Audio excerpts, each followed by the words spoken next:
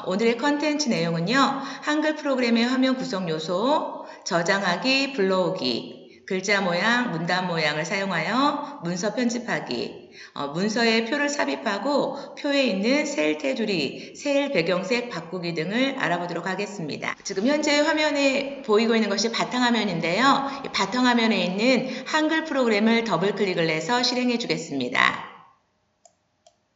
지금 현재 보이는 화면이 한글 프로그램이 실행된 화면이고요. 한글 프로그램에는 한글 2016, 2018, 2020 등 여러 가지 버전이 있는데요. 참고로 현재 화면에 있는 버전은 한글 네오라고 2016 버전입니다. 버전은 다르지만 화면 구성 요소는 비슷하기 때문에 다른 버전도 지금 영상을 보시고 충분히 따라할 수 있을 거라고 생각됩니다. 현재 화면에 있는 화면을 좀 설명을 드려볼게요. 화면 상단에 보면 파일, 편집, 보기, 입력과 같은 부분을 메뉴라고 하고요. 이 메뉴를 클릭하면 이 아래쪽에 펼쳐져 있는 메뉴를 리본 메뉴라고 합니다. 이 메뉴를 사용하는 방법은 두 가지인데요. 입력 탭을 눌러서 나오는 리본 메뉴를 이용하셔도 되고요. 입력이라는 메뉴 옆에 보면 이 오른쪽 역삼각형 화살표 모양 보이시죠? 역삼각형을 누르면 나오는 이 메뉴를 사용하셔도 됩니다. 그리고 이 아래쪽에 보면 세문서, 불러오기, 저장하기, 미리 보기, 함초롱 바탕, 10포인트와 같은 우리가 한글에서 가장 많이 사용하는 글꼴을 편집하거나 또는 저장하거나 인쇄하는 메뉴인 기본 도구 상자가 나와 있는 걸 확인할 수 있습니다. 이 화면 이 아랫부분은 우리가 문서를 작업하게 될 편집 화면이 될 거고요. 이 화면 왼쪽 아래에 1쪽 1줄 1칸이라는 거는 현재 화면에서 깜빡깜빡이는 거가 문자 위치를 나타내는 커서라고 하는데요. 현재 이 커서 위치를 알 수 있습니다. 제가 키보드 스페이스바를 누르면 3칸, 4칸 현재 커서 위치가 바뀌는 걸 알 수 있죠. 이제 본격적으로 문서를 작업을 해볼 건데요. 문서 작업하기에 앞서 우리가 작업하는 문서를 프린트로 인쇄해서 많이 제출하게 될 텐데 그때 작업하는 문서에 따라서 용지 설정을 A4로 할 건지 위쪽과 왼쪽 여백은 어떻게 설정할 건지 용지 설정을 먼저 지정하고 작업에 들어가면 좋은데요. 용지 설정하는 메뉴는 본인의 컴퓨터 키보드 화면 윗부분에 보면 F1부터 F12까지 12개의 기능키가 있을 텐데요. 그 중에 F7번 키를 눌러주도록 하겠습니다. F7번 키를 누르면 편집 용지라는 메뉴가 뜨고 있고요. 용지 종류는 기본값으로 A4로 맞춰져 있고 여백이 보면 위쪽 머릿말 여백도 있는데 저는 여백을 10으로 한번 지정해서 한번 작업해 보도록 할게요.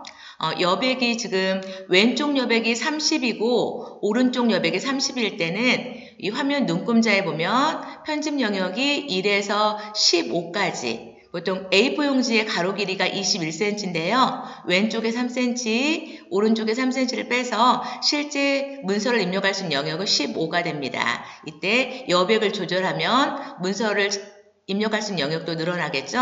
제가 이 왼쪽 여백을 11, 이 오른쪽 여백을 11, 머릿말 10, 꼬릿말 10 등으로 한번 해보도록 할게요. 이 여백값은 지정되어 있는 건 아니고요. 본인이 문서를 작업할 때 적당한 크기로 여백을 설정해 주시면 되겠습니다. 설정을 클릭하면 윗부분의 눈금자가 아까 15에서 19까지 편집 화면이 좀 더 넓어진 걸 확인할 수 있겠죠?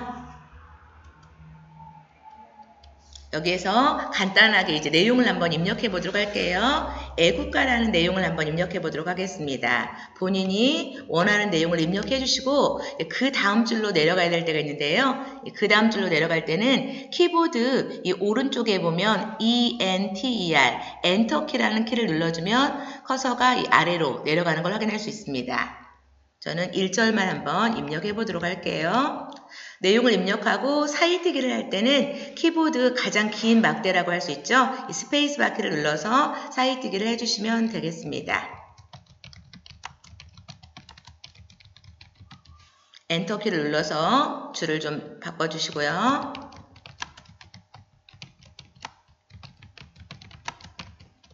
엔터키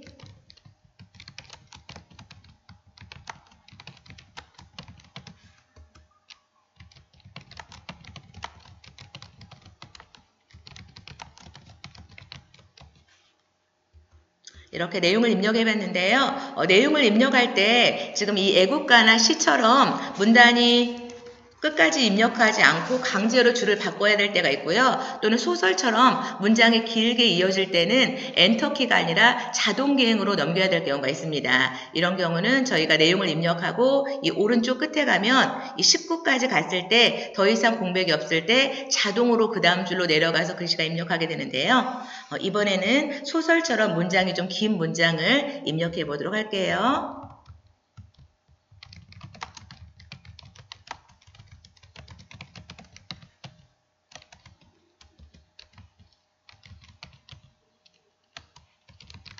쉼표 다음에도 한 칸씩 사이뜨기를 해주셔야겠죠.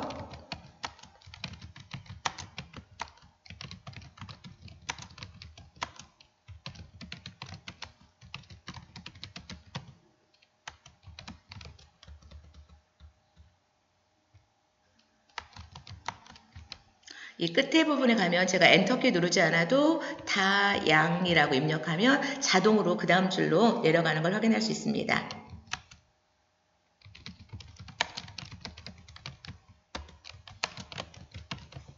이렇게 내용을 다 입력하고 난 다음에 보통 사이뜨기나 엔터키를 눌렀을 때 사이뜨기를 한 번만 해야 되는데 두 번 했을 경우도 있는데요. 사이뜨기를 얼마만큼 했는지 확인하는 방법을 좀 알려드려 보도록 할게요. 화면에 보여주는 메뉴이기 때문에 화면 상단에 이 보기 탭을 눌러주면 조판부라는 메뉴가 있습니다. 조판배우 메뉴를 클릭을 해서 활성화하면 이 엔터키를 누른 곳에는 파란색 이 엔터 기호가, 사이뜨기를 한 곳에는 파란색 이렇게 체크 표시가 있는 걸 확인할 수 있습니다. 체크 표시를 보고 한 칸을 띄웠는지 두 칸을 띄웠는지 확인하실 수 있습니다. 나는 이 문단 보호가 있어서 내용을 입력하는데 좀 번거롭다 하시는 분은 다시 조판보를 클릭해서 해지를 해주시면 조판보가 나타났다, 없어졌다 하는 걸 확인할 수 있습니다. 기본적으로 문장을 입력을 해봤고요. 입력이 끝나면 이제 이걸 저장을 하게 되겠죠. 이 저장하는 방법 알려드려 보도록 할게요.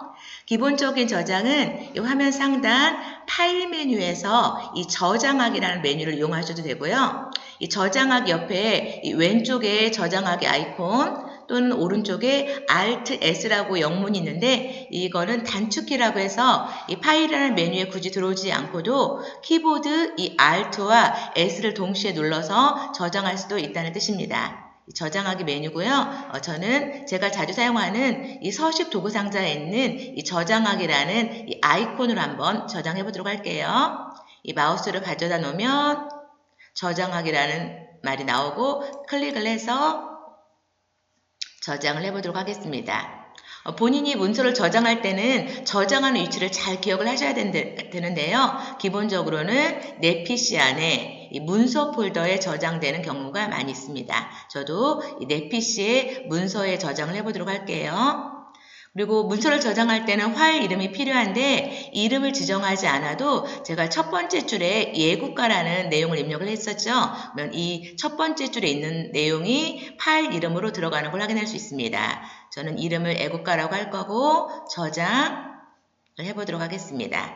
저장이 된 경우는 이 화면 윗부분에 보면 애국가.hwp라고 저장된 이름과 이 문서가 저장된 경로는 이 도큐먼트, 문서라는 폴더에 저장되어 있던 것을 이 상단 제목 표시를 보면 확인할 수 있습니다.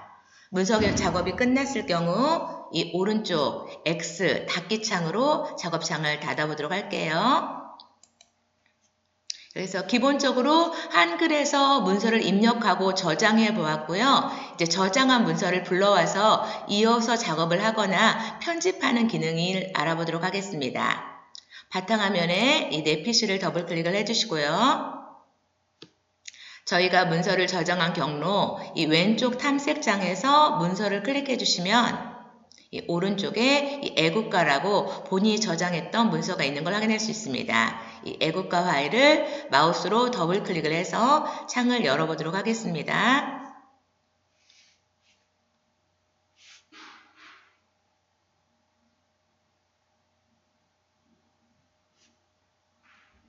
이렇게 방금 전에 입력했던 애국가하고 문서가 열렸고요. 이번에는 내용을 편집을 한번 해보도록 하겠습니다. 기본적으로는 이 함초롱 바탕, 글꼴은 함초롱 바탕이고 글씨 크기는 10으로 입력되어 있는데요. 실제로 이거를 종이로 인쇄하면 글씨가 상당히 작게 나옵니다. 일반적으로 보통 글씨는 12포인트, 제목은 조금 더 큰 16포인트 정도로 편집을 하면 되겠습니다. 편집을 할 때는 지금 제 화면에서 움직이는 거 보이실까요? 이 마우스 모양이 이 I자로 나오는데 이 I자 마우스 포인터를 영역을 잘 지정하려고 하는 단어 애국가 예 앞에다 놓으시고 왼쪽 버튼을 꾹 누르고 원하는 만큼 영역을 잡고 영역이 잡혔을 때 손을 떼면 이 애국가라는 단어가 영역이 지정되는 걸 확인할 수 있습니다.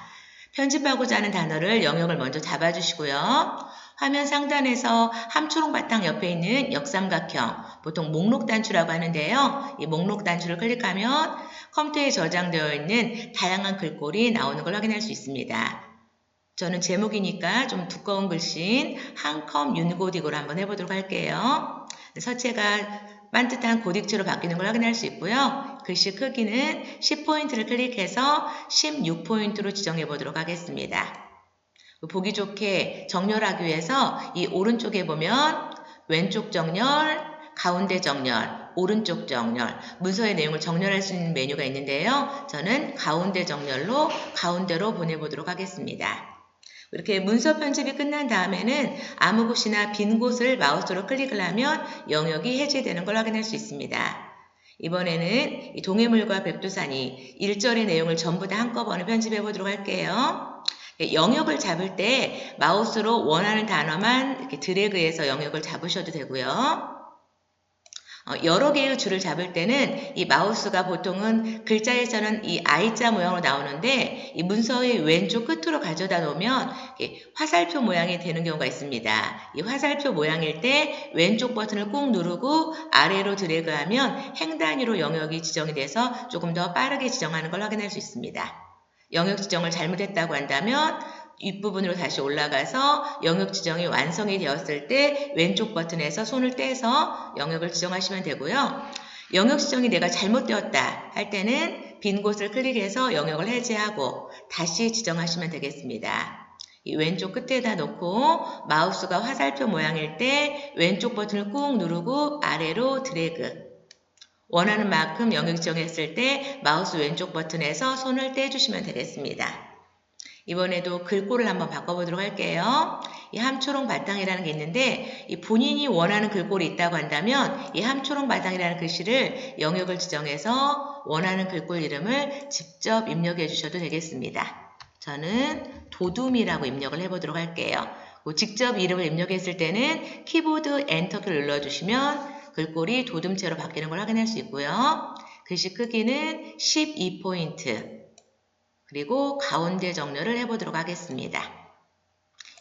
지금 글꼴, 글씨 크기 정렬 방식이 가장 많이 이용하는 기능이고요. 그 이외에도 글씨를 강조하고 싶은 글씨가 있을 때 굵게를 지정하거나 밑줄을 주는 다양한 글자 속성 등이 있습니다. 이번에는 글자 속성 등에 대해서도 한번 해보도록 할게요.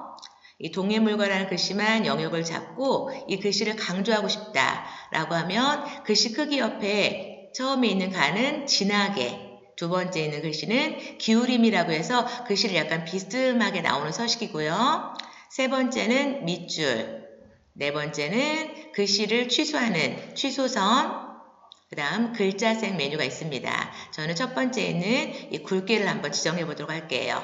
영역을 풀어보면 옆에 있는 글씨보다 이 동해물과라는 글씨가 조금 더 진하게 나오는 걸 확인할 수 있습니다.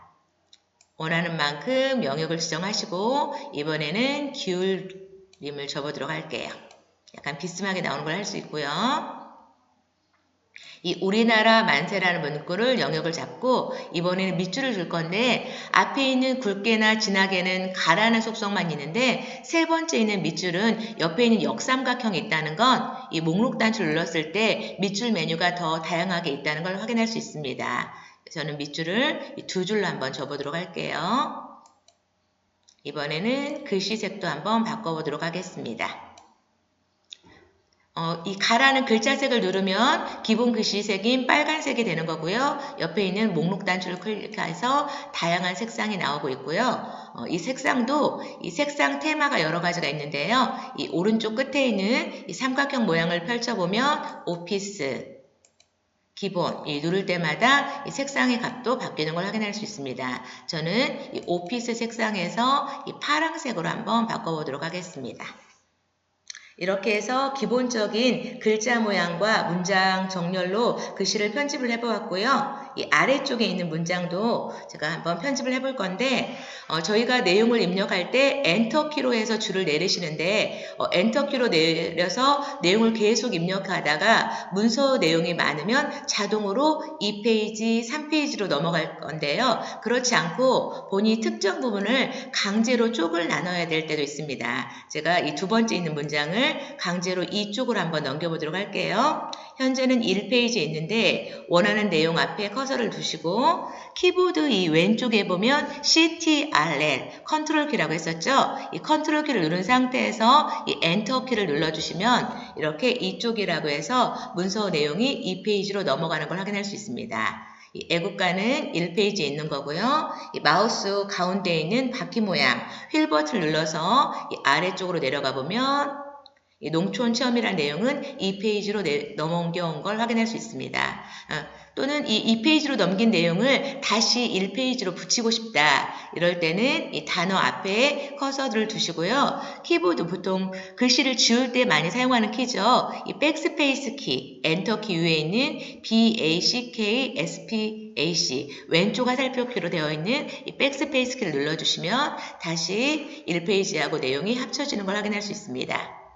저는 컨트롤 엔터로 다시 이쪽으로 나눠서 이 페이지에서 문서 작업하는 걸 조금 더 설명을 해보도록 할게요. 내용에 보면 이 오타가 있는데 오타가 있는 단어 뒤에다 클릭해 주시고 키보드 백스페이스로 내용을 지우고 입력하면 현재가 삽입 상태이기 때문에 내용의 중간에 끼어들기로 내용이 수정이 되는 걸 확인할 수 있고요. 이번에는 이 문서의 내용을 복사하는 걸 해서 분량을 좀 늘려보도록 하겠습니다. 마우스로 드래그로 복사하고 싶은 만큼 영역을 지정하시고요. 화면 상단에 보통 기본적으로는 이 편집 탭이 있는데요. 혹시 다른 탭이 눌러져 있어서 이 복사 메뉴가 보이지 않는 분이시라고 한다면 이 편집 탭을 클릭해 주시면 되겠습니다.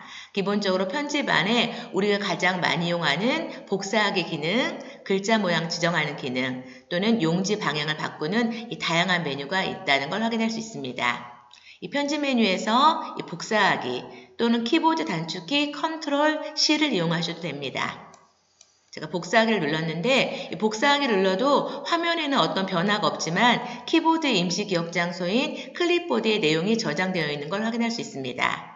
그리고 영역을 풀고 붙여넣기 할 내용에 커서를 가져다 놓고 이 붙이기를 클릭하면 내용이 하나 더 생기는 걸 확인할 수 있습니다. 똑같은 내용일 때 붙이기를 누를 때마다 결과가 나오는 걸 확인할 수 있습니다. 지금 제가 내용을 조금 복사해서 분량을 좀 늘려봤고요.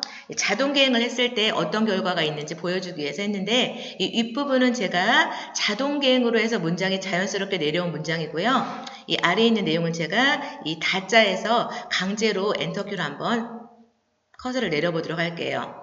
이 보기에서 제가 조판부를 눌러주면 엔터키를 눌렀는지 안 눌렀는지 더 확실하게 알 수 있는데요. 화면 윗부분은 문장의 끝이 다음에 엔터 기호가 없고 이 두 번째 문장은 엔터 기호가 있는 걸 확인할 수 있습니다.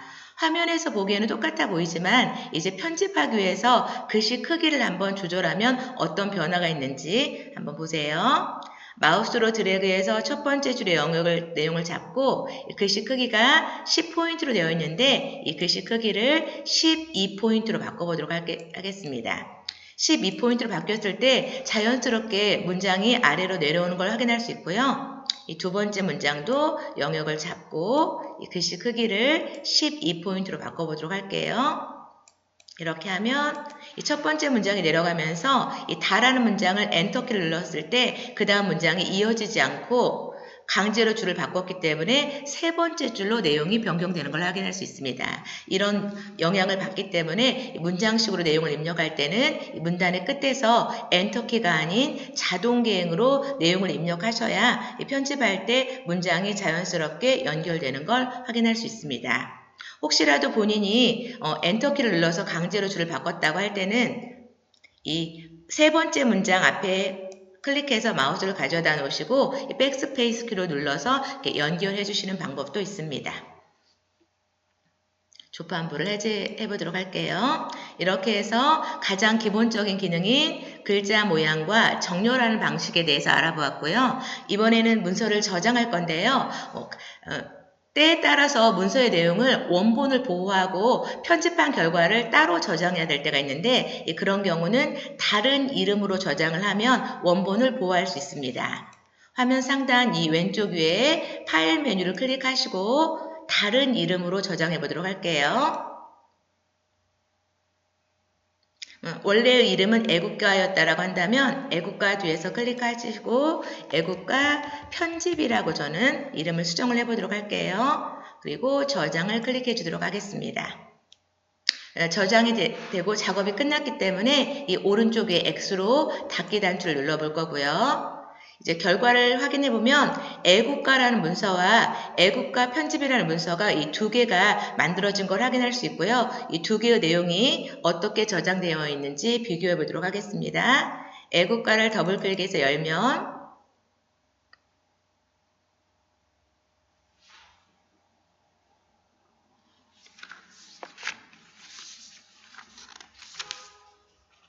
처음 입력했던 대로 저장이 됐고요. 편집한 결과물은 저장되지 않은 걸 확인할 수 있습니다. 그리고 창을 닫고 이번에는 애국가 편집이라는 문서도 한번 열어보도록 하겠습니다.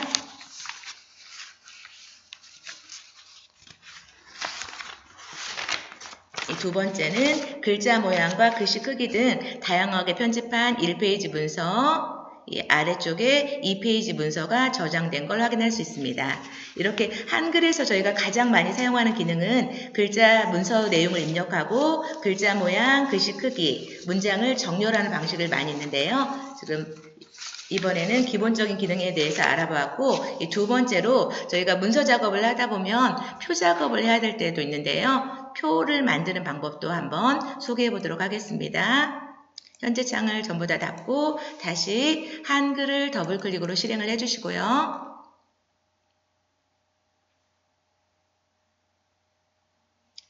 문서를 작업할 때 가장 처음으로 해야 될 작업이 용지 설정이라고 했었죠. 용지 설정하는 단축키 키보드 F7번. 저는 여백을 전부 다 10으로 줘보도록 할게요. 마우스로 드래그해서 이렇게 탭을 이동하셔도 되고요. 이 키보드 이 Q자 옆에 있는 TAB 탭키를 눌러도 항목이 이동하는 걸 확인할 수 있습니다. 탭키로 항목을 이동해 주시고 본인이 원하는 내용을 입력해 주셔도 되겠습니다. 저는 이 왼쪽은 11, 오른쪽을 10으로 해서 여백을 지정하고 문서를 작업해 보도록 할게요. 오른쪽에 있는 설정. 편집 화면이 좀 넓어졌고요. 이 표를 만들 때는 지금 편집 메뉴에 있는 이 표 메뉴를 이용하시면 되겠습니다. 마우스를 표 메뉴에 놨을 때 단축키 Ctrl N키를 이용하는 방법과 이 표 메뉴를 클릭해서 본인이 원하는 만큼 아래로 줄과 옆으로 칸으로 이동하시면 되겠습니다. 저는 5줄 6칸을 만들기 위해서 아래쪽으로 5줄, 옆으로 6칸으로 한번 이동해 보도록 할게요. 원하는 줄과 칸이 됐을 때 마우스로 클릭하면 이 본문에 5줄 6칸의 표가 만들어지는 걸 확인할 수 있습니다. 그리고 내용을 입력하기 위해서 첫 번째 칸에 가져다 놓으시고 내용을 써주시면 되겠습니다. 그리고 이동을 할 때는 엔터키를 눌러주면 표가 늘어나 버리기 때문에요. 엔터키가 아니라 방향키로 표의 간격은 이동해 주시면 되겠습니다. 본인도 모르게 실수로 엔터키를 눌렀다고 하면 표 맨 아랫부분에서 키보드 백스페이스 키를 눌러서 올라가시면 되겠습니다. 엔터키를 누르면 표가 내려가고 이 백스페이스 키를 누르면 공백이 주어지면서 다시 위쪽으로 올라가는 걸 확인할 수 있습니다. 키보드 이 아래쪽 방향키로 내려가셔서 원하는 내용을 입력해 주시면 되겠습니다. 옆으로 이동할 때는 이 오른쪽 방향키를 이용하시면 되겠죠. 이렇게 해서 이 방향키를 눌러서 내용을 입력해 주시면 되겠습니다. 저는 시간 관계상 내용을 입력한 걸 좀 불러와 보도록 할게요. 미리 작업해 놓은 표를 불러왔고요. 이 표 내용의 크기를 조절하는 방법과 셀 테두리, 그 다음에 음영색 넣는 방법도 설명해 보도록 할게요. 마우스로 드래그해서 영역을 잡아주시고요. 표가 이 줄 폭이 좀 좁은 것 같은데 이럴 때는 키보드 왼쪽에 있는 컨트롤 키를 누르고 이 방향키를 이용하시면 되는데 이 아래쪽 방향키를 누르면 표가 아래로 늘어나고 위쪽은 위쪽으로 줄어들고 왼쪽 화살표 키는 이 오른쪽 화살표 키를 눌러서 이 표의 크기를 조정할 수도 있습니다. 이번에는 테두리를 한번 바꿔보도록 할게요. 표 전체를 영역을 잡아주시고요. 마우스를 표 영역에 넣고 마우스 오른쪽 버튼, 셀 테두리 배경, 각 셀마다 적용을 눌러주시고 눌러주면 이렇게 메뉴로 나오는데 이 테두리 메뉴에서 이 선 모양이 바로 적용이 체크되어 있다고 한다면 이 체크를 먼저 해주시고요. 본인이 원하는 선 이중계선을 골라줄 거고요. 저는 바깥쪽만 이 바깥쪽이 이중계선으로 바뀌는 걸 확인할 수 있습니다. 확인하시고 설정을 눌러주시면 되겠습니다. 이 빈 곳을 클릭해서 영역을 해제해보면 이 바깥쪽 테두리가 이중계선으로 된 걸 확인할 수 있습니다. 다시 한번 해볼게요. 이번에는 첫 번째 줄만 영역을 잡고 이 첫 번째 줄 이 아래쪽을 바꿔보도록 하겠습니다.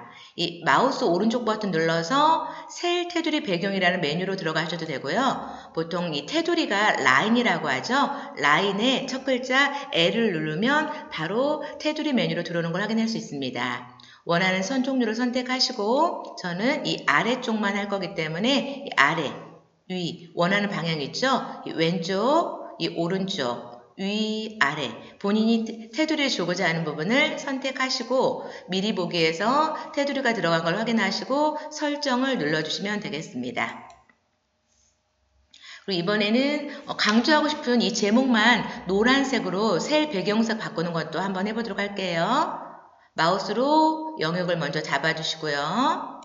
마우스 오른쪽 버튼 누르고 셀 테두리 배경 또는 색깔이기 때문에 이 컬러의 C를 눌러주셔도 됩니다.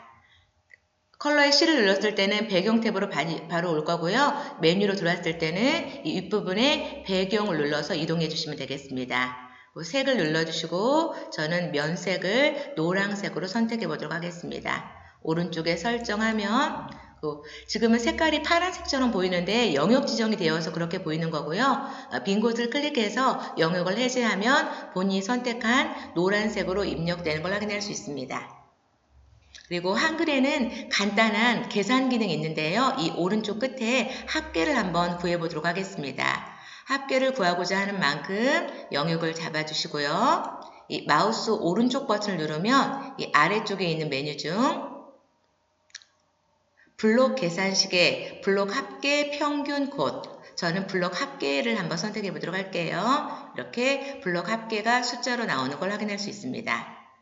그리고 영역을 잡아서 문자 편집하는 것처럼 이 오른쪽 정렬, 가운데 정렬, 왼쪽 정렬, 이 정렬도 하실 수 있겠습니다. 보통 일반적으로 숫자는 오른쪽 정렬이기 때문에 저는 오른쪽 정렬, 이 본문의 내용은 가운데 정렬을 해보았습니다.